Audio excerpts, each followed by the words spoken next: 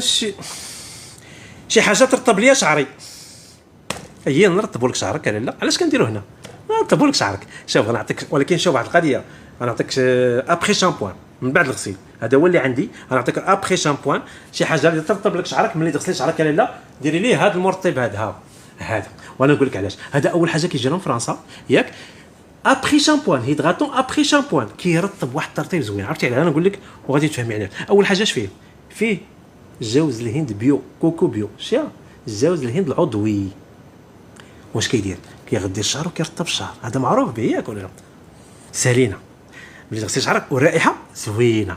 زيد وزيد معلومه اخرى، زيد لاسيد اليغونيك معاه. زيدين معاه لاسيد اليغونيك. علاش زيدين مع لاسيد اليغونيك؟ اش كيدير هنا لاسيد؟ اشنو هو الدور ديال لاسيد اليغونيك هنا؟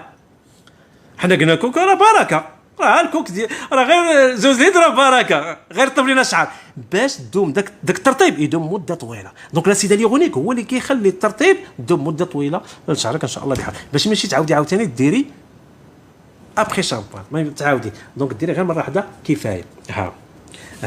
وطبيعه الحال كيصلاح تو تيب دو شوفو، جميع انواع الشعر. ها هي كتبينها لك هنا، شوف قراي معايا. ها هي ياك 98% ناتوريل، راه هي ياك.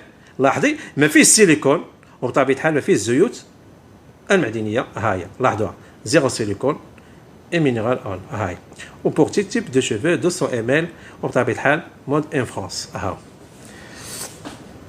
هو. دونك اللي بغى الترطيب ديال الشعر، بغى ترطب شعرها، بغى تهلا في شعرها، عليك بهاد ابخي شامبوان بيو. ها هو